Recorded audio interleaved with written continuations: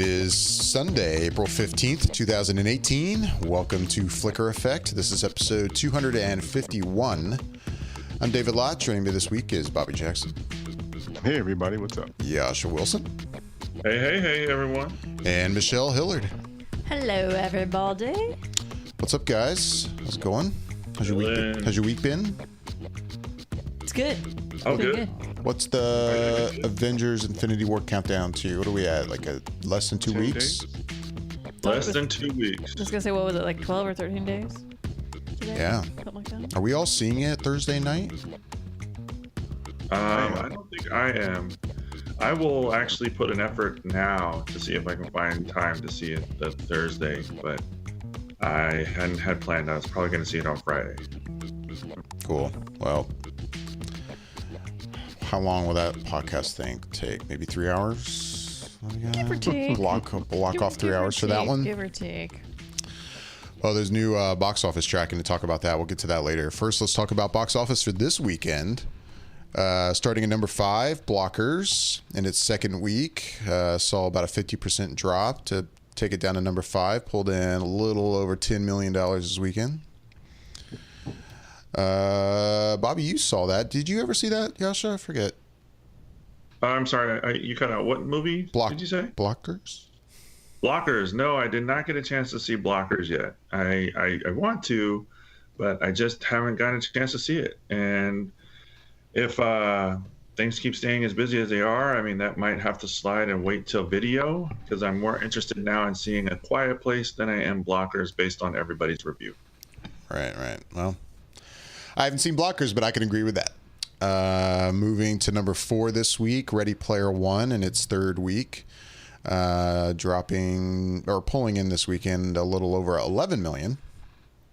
At number 3, a new release this weekend, Truth or Dare from Blumhouse, pulling in a hair over 19 million. This was one that saw the trailer for fairly recently, and it's like, I think you felt the same way, Michelle. It's like, this seems kind of silly, but I could actually watch this. But then now it's out, and I've been hearing things, and they have not been great, so I'm kind of like, oh, okay, well, maybe I'll see it when it's on Netflix one day. Yeah, I mean, like, I saw the trailer. Oh, God, what movie was it? I think it was before A Quiet Place. I think it was, yeah. And I watched the trailer, and I'm watching it. I'm like, this looks horrible. And I kind of want to watch it. Like, I don't know why, but there's something about it. I'm like, I'm kind of curious. Right. But I will say, it looks corny as hell. Like, yeah. It really does. But I'm right there with you. I'm more interested in seeing it because I'm not gonna lie, I like The Rock, and I want to support that guy because I think he does a lot, and I think he's a lot of fun to watch. Are his movies always the greatest? No, but when you find somebody that you really like, and hopefully he doesn't end up being surrounded in scandal or anything like that, I kind of want to support him. Well, I assume you're talking about Rampage, but yeah, is that what you were talking about? No, we're talking about Truth or Dare. Oh, but my bad. But we'll get to Rampage in a second. I don't know where that came from. Then my fault. All good. But yeah, Truth or Dare was at number 3. At number 2 this week was A Quiet Place in its second week, pulling in 32.6 million. Only about a 35% drop. Not too bad. Not it bad actually at all. added a few theaters, just a few, just a little bit. But A Quiet Place still holding quite strong. And it was only barely edged out, and this is estimates at this point, but only barely edged out by Rampage that came in at number 1 this weekend, pulling in 34.5. And that is the movie that you're talking about with Dwayne Johnson. And Bobby, you have seen this. I got a chance to see it, yeah. How was Rampage? Rampage is what you would expect it to be when you look at the previews. It's this big monster mashup movie with a oversized gorilla, oversized alligator, and an oversized wolf, based on an old school video game by the same name. And it's the video game itself, storyline is very thin. It's just you're on these buildings, crushing them until they implode, and you keep doing that as you go through levels. And the movie is obviously more expanded than that, but it's not much more plot and storyline in a way to where it's like meatier in any sort of way. It's still pretty thin, but it's basically getting to see a monster mashup movie with monsters fighting each other. And I would say it's similar in the way Pacific Rim was, where the first 2/3 of the movie, there's a decent amount of set up and you get some action, but the meat of it, the thing that you paid your money to go see, is within the last half an hour. And I think in that last half an hour, the movie really delivers on getting to see all these creatures fighting each other and doing this mass destruction to Chicago, which is where the movie takes place, or at least that end part of it takes place. And The Rock is solid as he normally would be, and he and the relationship between the gorilla George is really at the heart of the story, and you get a lot of you get a lot of their relationship and dynamics, and the special effects and the everything that they do to animate George is done really well in a way that you feel for this gorilla and you sense the emotion, and it has personality and character. And I thought they really did a good job of exploring that relationship between those two characters. Everyone else is kind of like, they're okay in it. Naomi Harris is in it. She's fine. She doesn't do too much. Same with Jeffrey D. Morgan, who's kind of almost playing sort of an offshoot of his character from The Walking Dead in a weird sort of way. And Malin Ackerman, who looks like a really young Lucy Lawless in this movie. She's sort of the villain of the movie. And I would say she's fine in that role as well. But overall, I wouldn't say you need to go rush out and see it. But if you wanted to go see it as a matinee, I would say check it out, because I do still think it's worth seeing in theaters. I just don't think you need to go rush out and see it. All right. Well, that's Rampage. Thanks, Bobby. That sounds about what I was thinking that's going to be. Yeah. I still, I don't know. It just doesn't do it for me. Like, I don't even know if I'd bother on Netflix. Like, I don't know. Really just something don't. about it. Like I get what you're saying, Bobby. It sounds like about what I would expect. It doesn't sound like it would be bad. Just it's entertaining. Like, it never gave you the impression it would be bad, is what I'd say. But no, I would not say it's bad at all. Right. Cool. All right. Well, we got plenty of time. Anybody watch anything else this week? Yasha, you watched some of the new Lost in Space, haven't you? I did. I started watching Lost in Space. I started the other day. I'm about halfway through episode 2, and all I can say is I'm really excited to see where this series goes. It's pretty dark. It's pretty action-packed, and it kind of runs right at it's often running right when the movie starts or a show starts.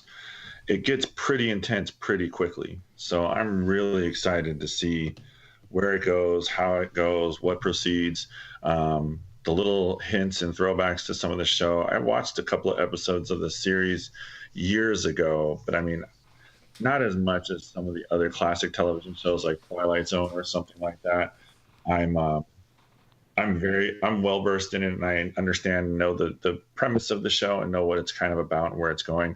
The kids are all fun, fantastic little actors so far, especially Will Robinson, and the robot, which the name kind of escapes me right now, but the robot itself is the special effects. There's no shortage on special effects in this show, I should say. And I'm really excited to see kind of where we go with it. Parker Posey looks like she's playing the main villain, and she's a fantastic actress. I've always kind of liked her. So seeing where the series is going to go, I'm really excited. I'm looking forward to it. So I'm all in. Nice. Bobby, you watch anything this week? Yeah, I'll just follow up on what Yasha said as far as Lost in Space.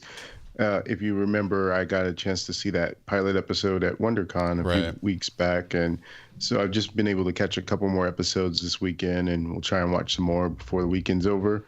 And I'm still enjoying it. It's different than the original in certain ways, but I think those differences made it more updated for today's climate and makes the the family dynamic more realistic than the old school painted picture of happiness that the other show used to do.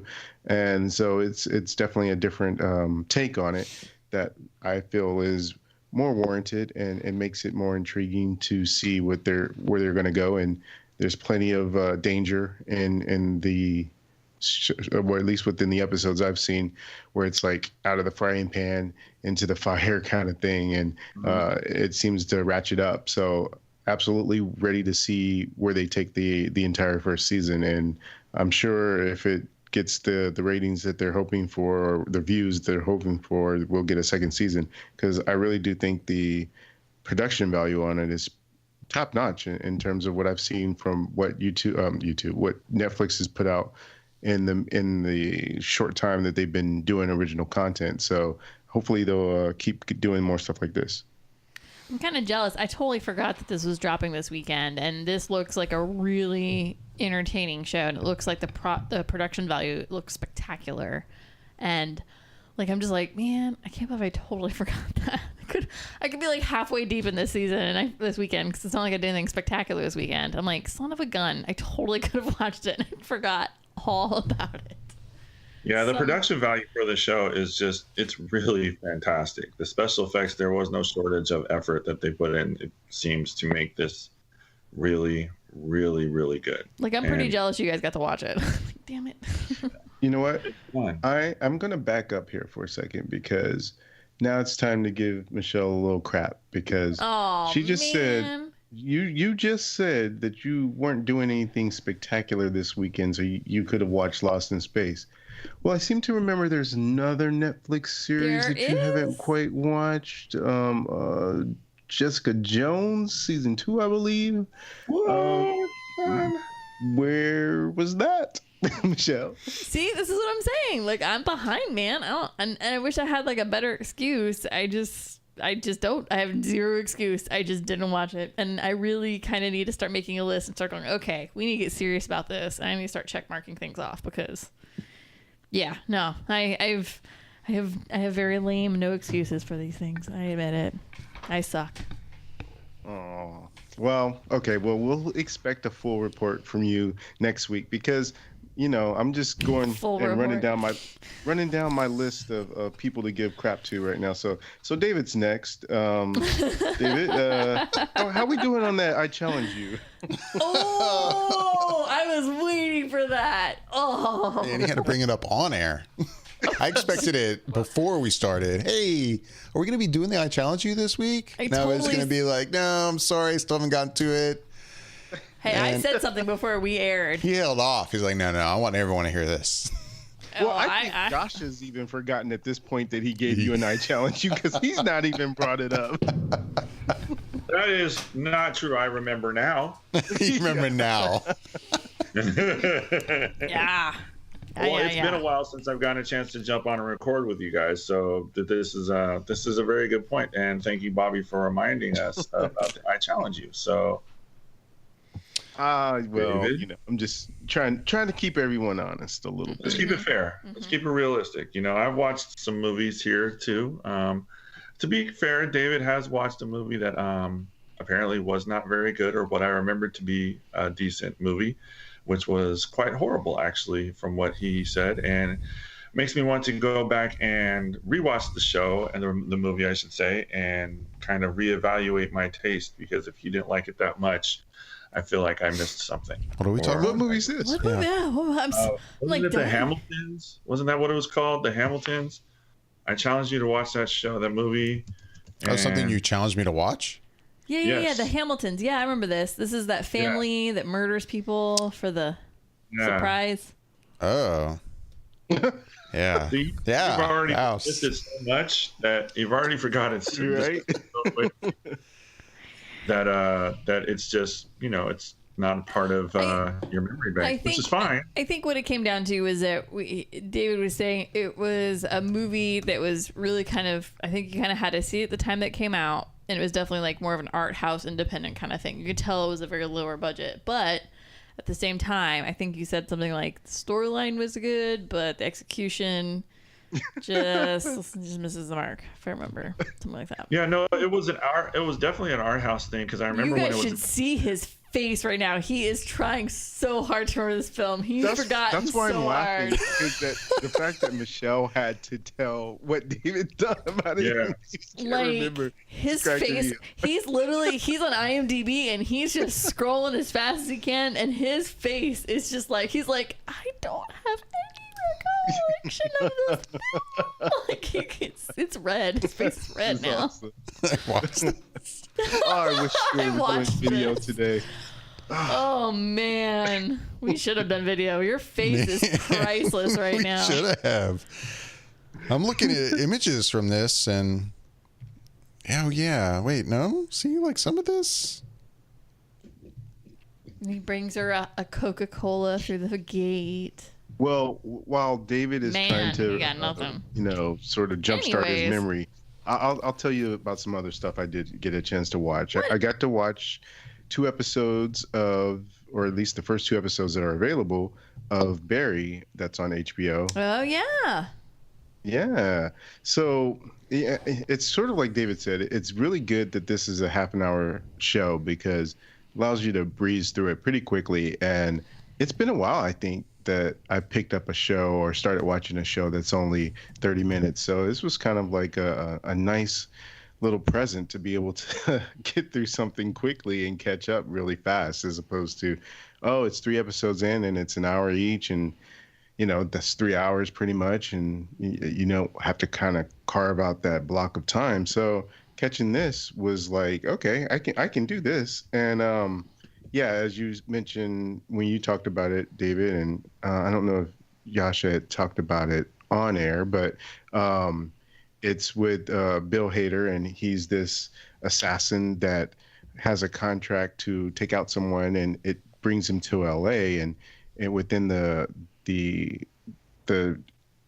time of him trying to kill this person that he needs to take out, he ends up going to this acting class and gets kind of bit by the acting bug and has a crisis of conscience and wants to do something different. But once you're in that type of a profession, it's not necessarily so easy to get out of it. And the other person that's in it that I recognize is Stephen Root, and he's sort of like his handler for Bill Hader's character. And it's a weird thing because the 2 episodes I saw, it was interesting in that I didn't necessarily find it funny. Like, I didn't find myself laughing at a lot of it, but I found myself pulled in by just the quirkiness of it all, just because of how weird and off-center the premise is.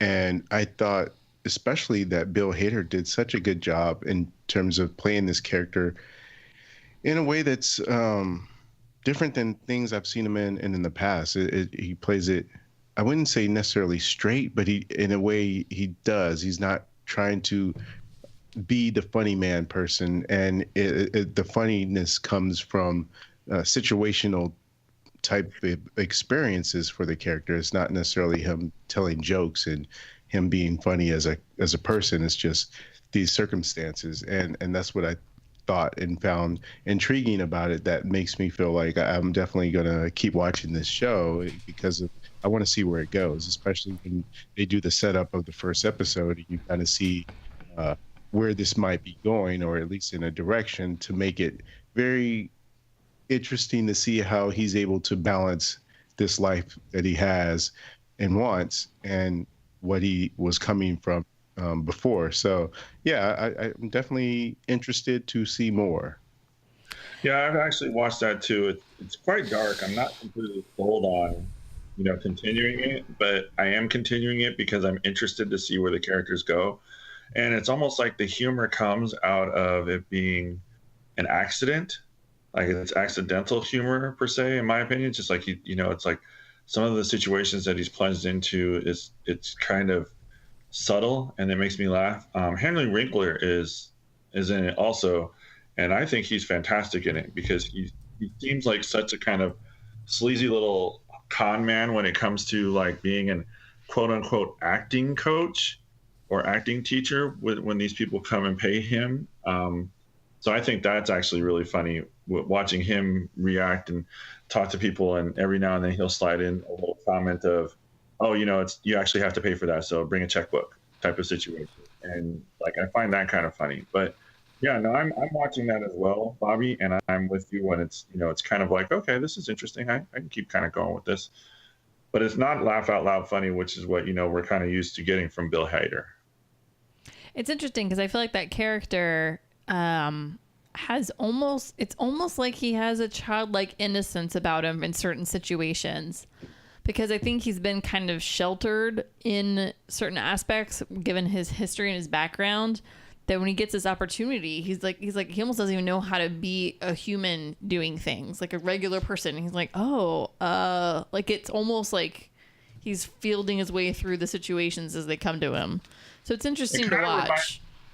It kind of reminds me of him reacting as did you guys ever see Grosse Point Blank? Yes. It's like him trying to come back into society and just have a normal life, and like, this is what I kind of want to do. I don't necessarily want to kill people anymore. I'd much rather just kind of like go on a date. Like, and he doesn't really know how to push forward with that, with almost out even being like either blatantly honest or just kind of like disregard, what people think, stuff like that. So it's like his social interactions with people is kind of like he's unsure about it, except for dealing with his handler, right, who knows how to work with. Right. Yeah, I've only watched 2 episodes, but I'm curious to see more of it. So speaking, since we're all on TV, just for funsies, is anybody keeping up with Krypton? I'm 2 episodes behind, but I've been watching it. I'm trying to play catch up this weekend on most of my shows anyway, so it's next for me to catch up for this weekend.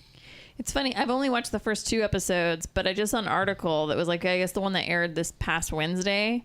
They're like, okay, Krypton, now we're working with some fire here. Here we go. Now, like, it's got its legs. Apparently this last episode was very like, okay, now we're moving. Like, things apparently got interesting. I don't know exactly the details, but because I didn't read the whole article.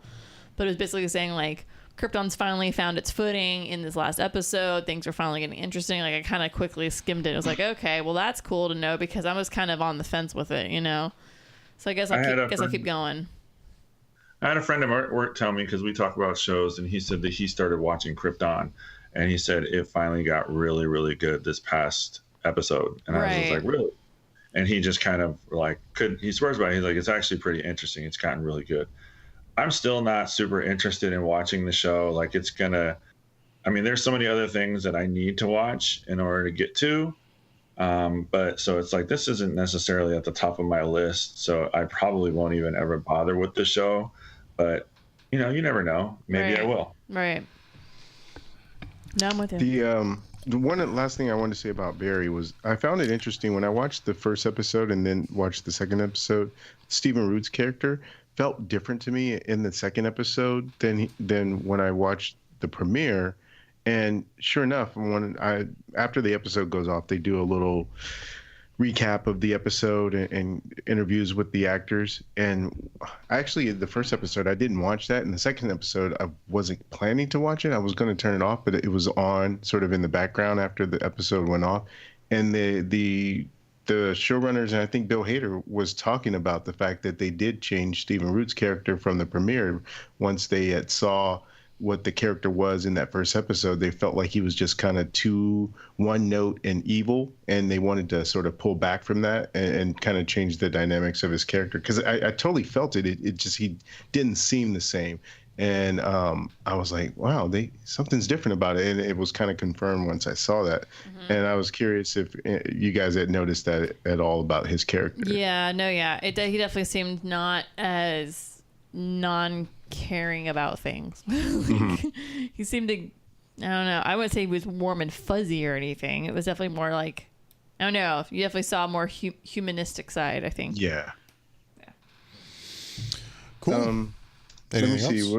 Yeah, so one of the other shows I'd been hearing a little bit about recently, I decided to check out, is a show on BBC America called Killing Eve. Oh, I wanted to watch that one too. I think it's with, you need to start texting anything you're going to watch to Michelle. And I know, I think uh, so, right? hey, by the way, I'm going to watch this so you remember that it exists because you probably want to see this too. Just start sending out like a text every day to Michelle. Right. Say, hey, Michelle, don't forget to watch blah, blah, blah. Yeah. And Jessica Jones and Yeah. And this, and this, and this. You know.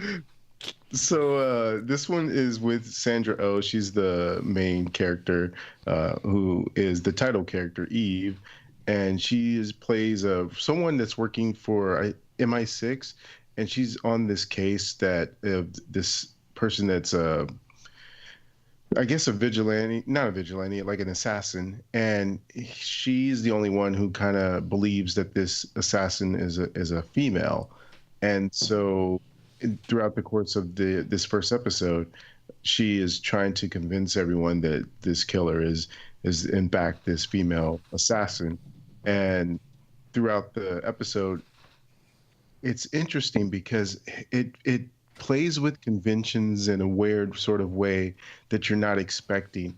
And they do some awesome stuff with the way that the episode is intercut and with the transitions that it goes from one scene to the next and really ways that I wasn't looking for or expecting from this. I was kind of thinking it was kind of going to be this maybe straightforward type of show where she's a person that's working within the confines of the law and trying to catch this killer kind of thing, and just played for dramatic purposes. And while there is drama to it, there's this oddness to it in the same sort of sense that Barry has this weird off-center sense of humor to the show. This kind of has it as well, but in a different way than Barry has it. So it's all very interesting in this cat and mouse that Rose is playing with this assassin. And it's only one episode. It just premiered last week, and I'm already enjoying it and looking forward to seeing the whole season as it plays off. And I think I had read last week that even before the first episode aired, they already picked it up for a second season. So yeah, I'm good to know, or I'm glad to know that that's the case, knowing that if the show goes the way I'm thinking in terms of enjoyment, then I'll be looking forward to season 2. It's 9 episodes for this first season, so I would suggest it to anyone that has BBC America to check it out. Yeah. Nice. Yeah, I wanted to check that out too, but It looks intriguing. I almost kind of forgot about it. Like, yeah. Anyway. All right. Well. I had one more thing I think I saw that I was going to mention is the first 2 episodes of Legion I caught up on, and that just came back a couple weeks ago on FX, and it's just as weird and crazy as ever. It's always something visually stunning and creative that Noah Wiley. No. Oh man, we're terrible. I know, right? Well, I got the Noah part right. Noah. But yeah, that guy. Yeah, so it's always weird stuff that he seems to be able to come up with for these shows. Noah Hawley, there we go. It's like a combination of the two. Yes. And to say, but anyone who knows Legion is the show that's based off of the character from the comic books, who is Professor X's son, David Haller. And his deal is that he has mental abilities, sort of like Professor X, but he is unstable. So a lot of times you don't know what's real and what's made up. And it just takes you on this weird, very interesting, but like completely hard to wrap your head around journey. And it's more of that in the first 2 episodes, but it does it in such a way that it's fascinating and it keeps you wanting to see where they're going to go, because of all the shows that I watch, this one is the one where I think you could do a podcast about it and no one's going to be able to predict what the next episode is going to be, because It's just crazy and weird. So yeah, first 2 episodes are available, and yeah, back on and back with it again. Nice. All right. Well, moving on to some news. We talked a little bit last episode about box office expectations for Avengers: Infinity War.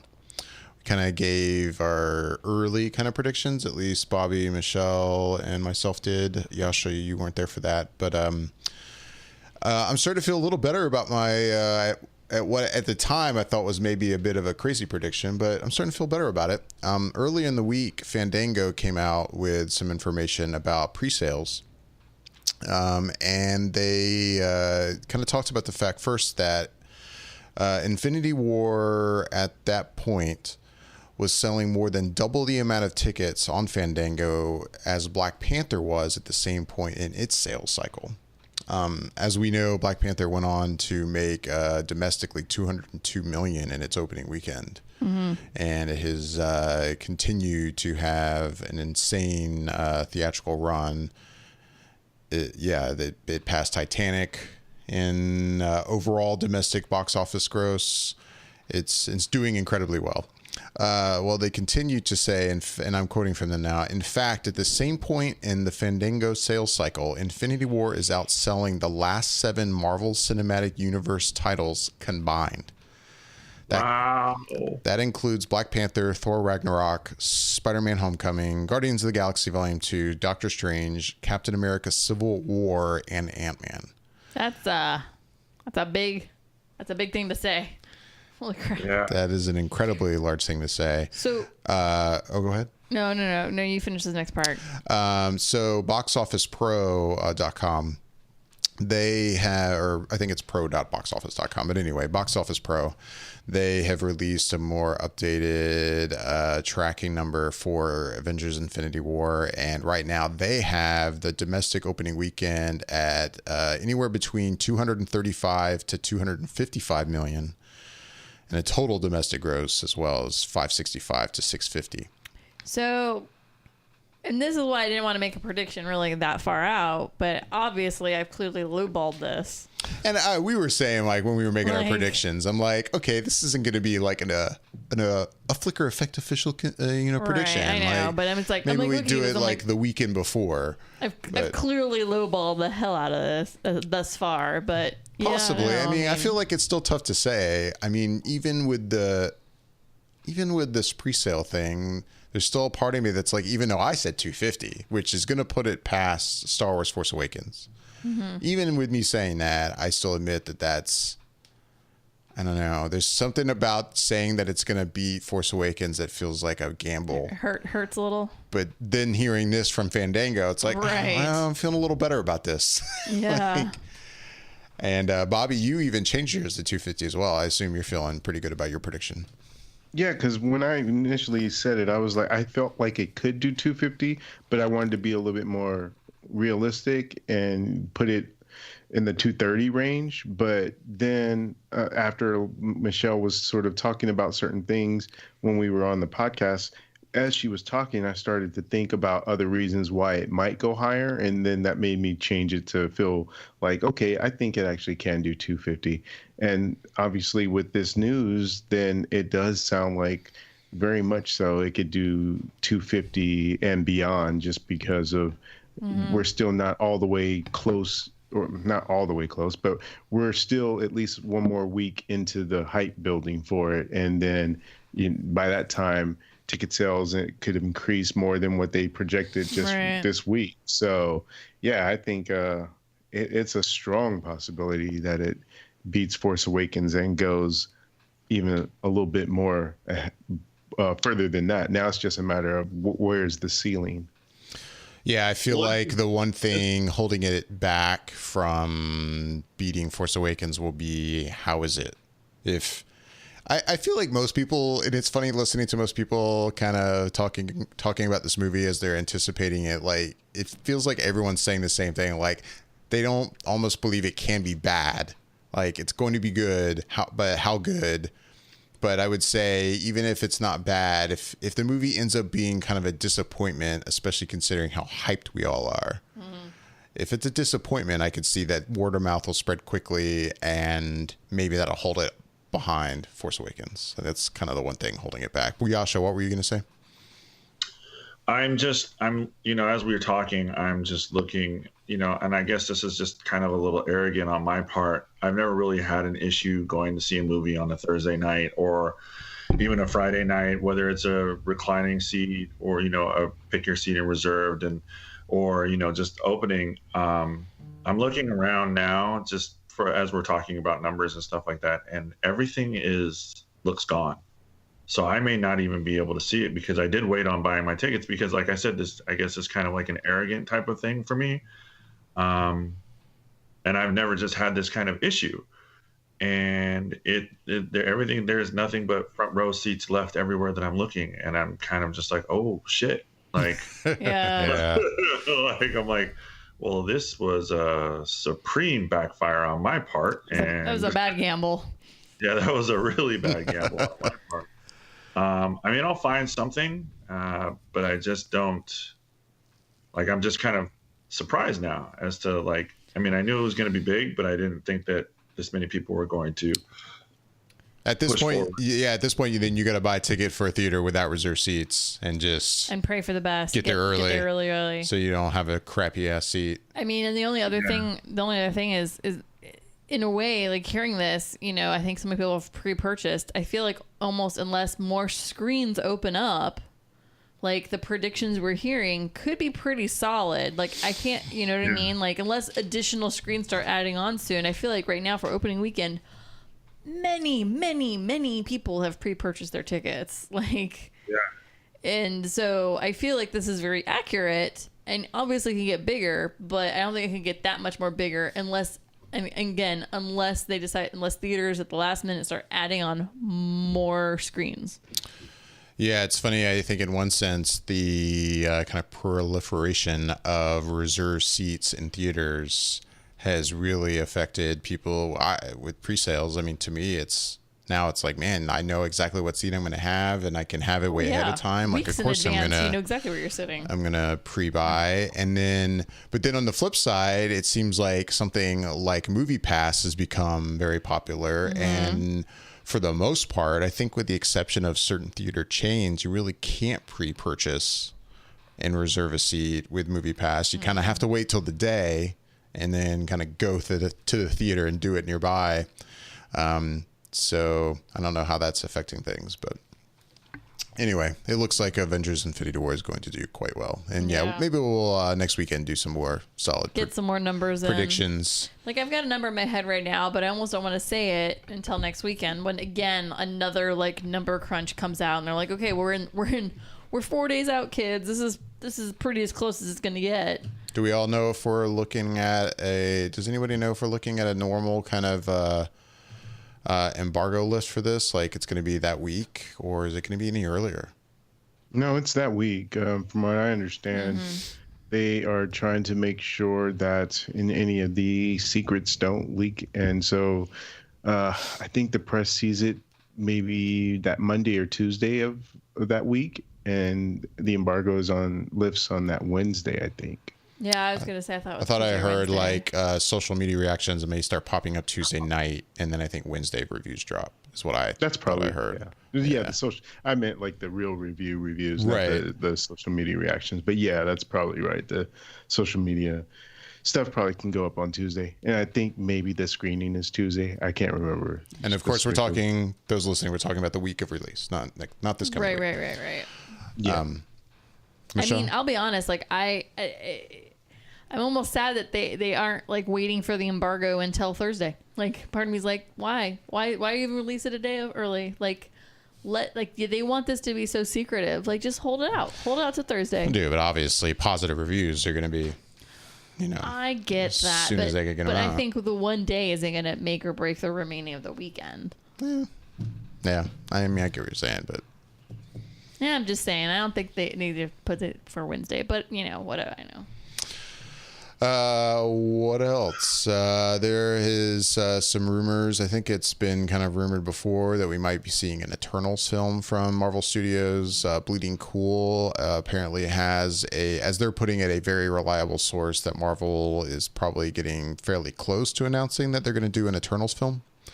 They are pointing to the fact that it is still just a rumor, but that I'll say quote, but the source has proved ultra reliable in the past for this kind of thing.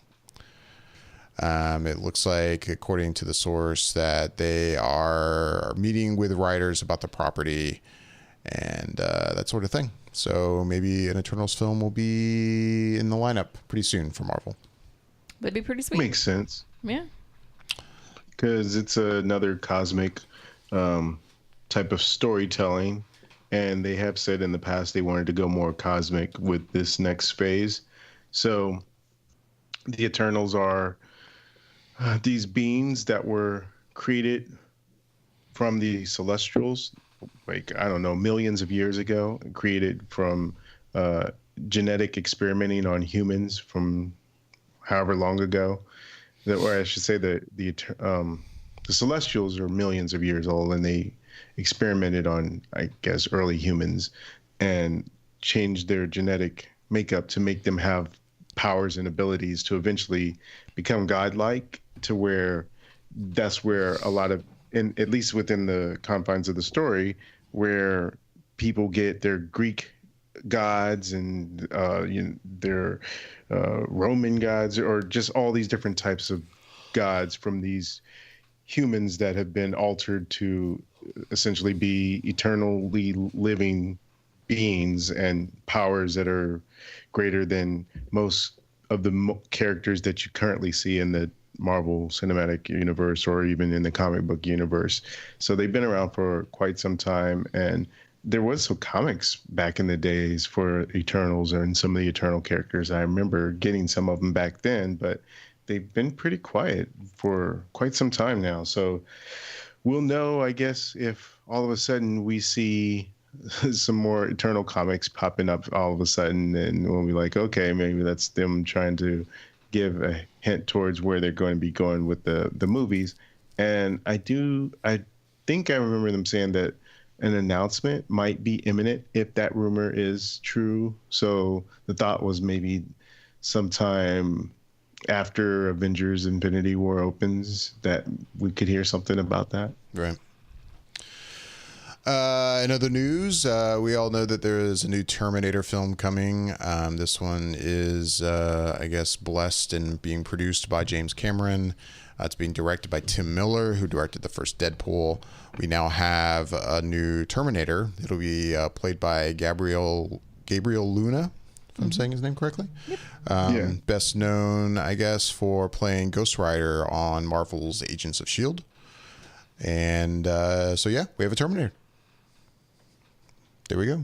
Sweet. I'm happy to hear this news, just because I enjoyed Diego Luna on Agents of S.H.I.E.L.D. as Ghost Rider, and I don't know what their idea is in terms of having him as the Terminator, but the work that he did on Agents of S.H.I.E.L.D.